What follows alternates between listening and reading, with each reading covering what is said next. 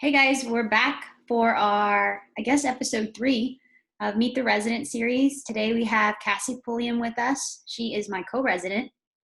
So Cassie, thanks for coming on.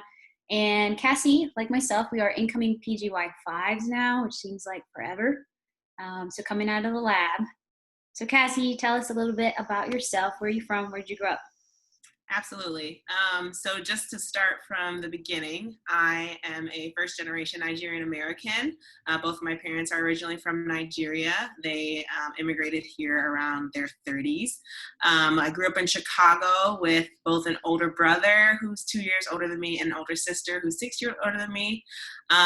We grew up, lived in Chicago for the majority of our young adult lives, and then afterwards I ventured to Purdue. I'm not even sure I remember why I applied to Purdue, but I ended up getting accepted. I ended up visiting and loving the campus, especially the amount of support that they have for minority students there. So I went there to get a chemistry degree, BS, and then I moved here then I moved to IU, Indiana University, for medical school, and then afterwards I moved here. Nice. So what do your siblings do? I'm kind of curious since they seem to be a little bit older. You said 6 years older and 2 years older? Yeah, so my brother is 2 years older. He's in IT, and my sister is 6 years older. She does clinical research, putting together some studies and things like that. Did your siblings have any influence on what you wanted to do, or did you just kind of learn on the fly? It's actually kind of funny. My sister, initially when she started undergrad, she wanted to go to medical school, but that kind of quickly changed. She chose the biology major as her kind of path to medical school, but ended up not liking it at all. So she's actually the reason why I chose to be a chemistry major in undergrad, because I was like, well, she did biology. She didn't really like it. We kind of Chemistry like, seems a lot more reasonable, Cassie. Not really. yeah, I'll just do chemistry. And I ended up loving it. So I'm actually glad that I took that, what was considered to be more of a unique route to medical school at that time. That's great. What do you think? How do you think that was an advantage for you, or what advantage did you gain by not going the really traditional route? So for me personally, I've always felt that biology was more memorization, while biochemistry and chemistry is more analytical, and you kind of have to develop strategies of understanding. So that really helped me develop better study habits, and then a more analytical mindset to attack any problems or questions or scenarios. I think that's a really good point because I would say that I, as a first generation, also had this plan of this is the way you're going to do it. And so I actually went through as biology undergrad. And but I agree in that when we have colleagues who have these different backgrounds, I actually do feel like it brings something new to the table because it kind of gives you a multidimensional approach to how you take care of patients. And so it's just interesting. I guess that's just my little. I don't know if you think differently or what your opinion is on that. I think I would definitely agree. Even though we're all in the same training, we're all receiving the same learning, we all learn differently and we all teach differently. So like you said, I have a different background with regards to my undergraduate education. So that helps me teach and learn in a different fashion. I agree. That's interesting. And I know you mentioned your parents. So what do they, what lines of work are they in, or how have they been involved or supportive of your choice to not only go into medicine, but into surgery? Yeah, so my parents have always been supportive. They've always known that when I set my mind to something, I'm going to do it. And that I usually take a different path than most people consider to be the standard. So my mother, she was a pharmacist. She's currently retired, but still working in pharmacy every now and then. And my father, he grew up doing all kinds of jobs. When he moved here, he started in a kitchen as a cook, or actually started as a busboy and then ended up being the cook. And then he actually became a taxi driver. He worked for the police force for a little bit, and then he kind of eventually ended up in his niche of a mechanic job. So he ended up, while I was growing up, he owned his own private mechanic shop just a few blocks from where we lived. And he's actually moved back to Nigeria and in order to open up a mechanic shop there. So Really? they recently opened the shop maybe about a month ago, and he's been receiving a pretty significant a number of patrons there so far. Wow. So your parents are physically in Nigeria right now? So what they usually do is they go back for the winter and then come here for the summer. But due to the COVID pandemic, my dad's now kind of permanently there, which is kind of what he wanted to do since he's starting a business. He wanted to really make sure that the foundation was set there for that business in order to thrive. Wow, that's really neat. I didn't know that. So I know we came in together, and I think we've been interviewed together, which is kind of funny. So that's cool. So I guess for you, and we've been in different places for the last 2 years for research. So I just wanted to get your input on what that's been like for you. So I guess for our listeners, our program has 2 years in the middle where we dedicate to research and self-development. And so Cassie has been in the lab, and her experience, I'm sure, has been different than mine because I was elsewhere. But I just wanted to get your viewpoint on what that's been like for you. Yeah, so I was not expecting to enjoy it as much as I did. And I think that really goes to show how good the mentorship in our program is. Because I came in, I was like, I'm going to do these 2 years and then it's going to be done and I'm going to move on.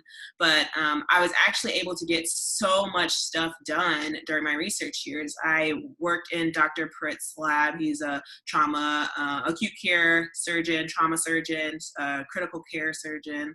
And he studies how blood ages. He studies the storage of packed red blood cells in whole blood.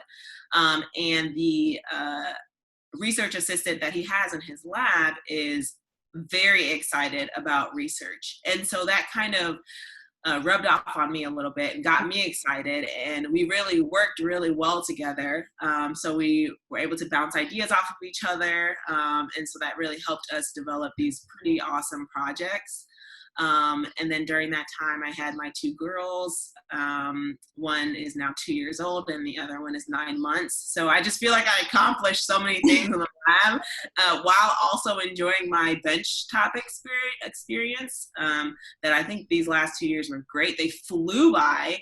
Sure. They're a really good experience. With two little ones. So, and I think that's for me, I don't have children. So I think I'm just impressed with, you being able to handle all of that. So, and they always say there's no good timing, but I think that in your situation, it worked out really nicely with your oldest being born essentially right before you started the lab. So I guess maybe how has this transformed or shaped your life or maybe given you a perspective that I don't have insight into, so how do you think that's changed your life? It has absolutely changed what I prioritize as important. So before I had my girls, it was definitely still prioritizing my husband, making sure that he understood my schedule and felt that he was heard, his opinion was heard, and that he was important. And so making sure to set aside time for him to just have that private time between he and I without work getting in the way was very important. So now I've added two other people to the mix, and those two little ones take up a lot more time than my husband did.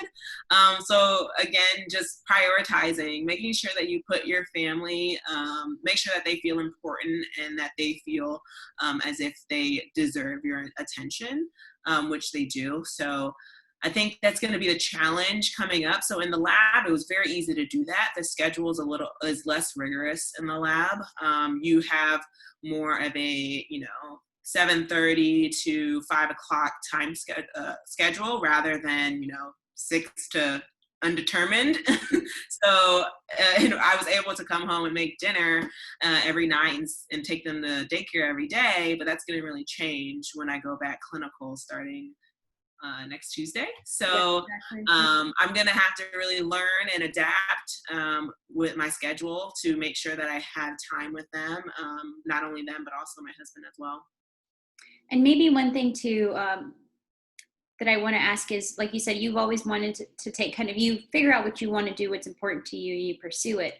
So in this regard, I would say like you knew you wanted to have a family and that was something that was clear for you. So I think maybe your recommendations for people who maybe don't know what that will look like for them. So one way or the other, what your feedback would be for that. So to me, whenever I'm not really sure what the future holds for me, I always try to remain open to all possibilities. Don't discount one option due to you being unsure. So, like for example, choosing a subspecialty, I haven't quite chosen or I haven't quite decided what I'm interested in. So instead of, stressing about it and trying to eliminate things and such, I'm instead going to approach third year as the opportunity to dive really deep into each subspecialty, learn all about it, learn what the attendings love about it, learn what the attendings don't like as much about it, and see, the parts of that subspecialty that the attendings don't like as much, could I see myself doing that for the rest of my career? And so just approaching it that way. So with regards to potentially having a family during residency, you never know. So you should always leave that possibility open. The opportunity may come when you least expect it. So just be open to that possibility. And then just to piggyback on that, I guess what role does your husband play? How do you guys manage? How do you juggle? So give us just a sneak peek into what that looks like. I mean, I know people say it all the time, but he is literally my rock. Like, he keeps me grounded. He keeps me here. And because sometimes you can just go off into surgery land and just forget about everyone else around you. And so he helps keep me grounded. I go to him for advice with regards to a lot of things, even things that he may not even understand.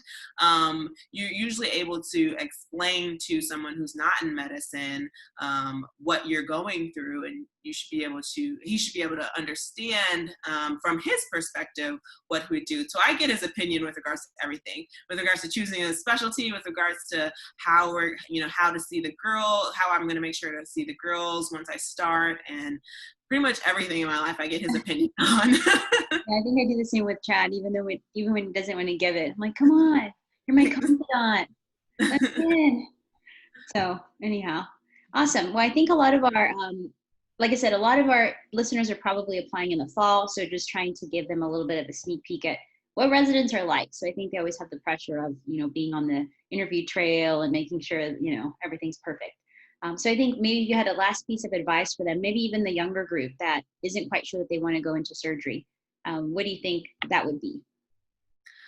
I think so for the younger group, the ones who are starting third year, attack each rotation as if it's the thing that you want to do the most.